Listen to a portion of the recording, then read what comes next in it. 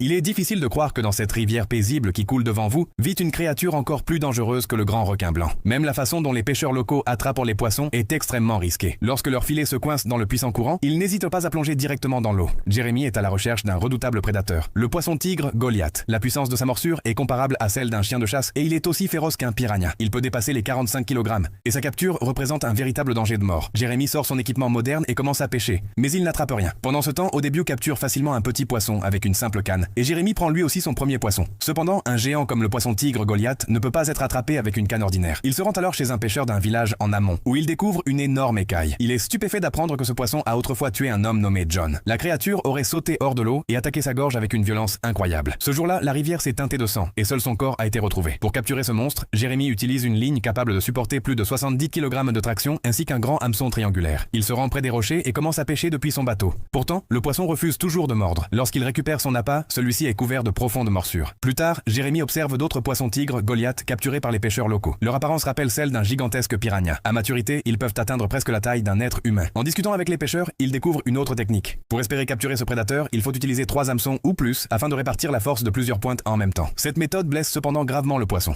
Sur les conseils du batelier, Jeremy achète un appât vivant pour attirer le benga. Mais même après avoir mordu à l'hameçon, le poisson parvient à s'échapper, laissant l'appât complètement déchiqueté. Selon les habitants, ce prédateur est profondément lié aux croyances locales et aux récits de sorcellerie. Jeremy décide donc de rencontrer le chef du village afin d'en apprendre davantage. Le chef lui raconte qu'en mai de l'année précédente, une petite fille nommée Parga a été victime d'une terrible attaque. Alors qu'elle jouait dans la rivière, le benga l'aurait mordue violemment parce qu'elle portait une ceinture brillante. Tragiquement, cette ceinture lui avait été offerte par ses parents pour la protéger. Les villageois croient que le benga attaque les personnes victimes de magie noire. Ils affirment également que quiconque souhaite capturer ce poisson doit d'abord demander conseil à un sorcier. Comme le poisson continue de lui échapper, Jeremy décide de changer de stratégie. Il se rend chez le sorcier, rencontre son assistant, explique sa mission et lui remet un peu d'argent. Après un rituel réalisé devant les habitants, le sorcier lui donne sa bénédiction. Accompagné d'Odebio, Jeremy se rend ensuite à l'endroit indiqué par le sorcier. Dès que le flotteur commence à bouger, il demande que le filet soit prêt. Il maintient une forte tension sur sa canne et lutte sans relâche jusqu'à ce que, grâce au travail d'équipe, ils réussissent enfin à sortir l'énorme poisson de l'eau. En voyant ses dents extrêmement acérées et ses mâchoires puissantes, Jeremy comprend à quel point sa bouche peut s'ouvrir largement. Même un crocodile aurait du mal à lui faire face. Craindre les piranhas sous l'eau est déjà normal, mais se retrouver face à cette créature gigantesque est une expérience encore plus terrifiante. Une fois le poisson capturé, un désaccord éclate. Odebio estime qu'il s'agit d'un cadeau offert par le sorcier aux habitants du village. Jeremy, lui, voulait seulement observer cet animal et n'avait jamais eu l'intention de le tuer. Cependant, le poisson ayant été grièvement blessé durant le combat, ils finissent par trouver un compromis. Une heure plus tard, Jeremy retourne au village avec sa prise. En voyant la joie des habitants, il oublie un instant sa tristesse. Pour eux, ce poisson n'est pas seulement un repas, il représente aussi une partie essentielle de leur culture, de leur tradition et de leur héritage.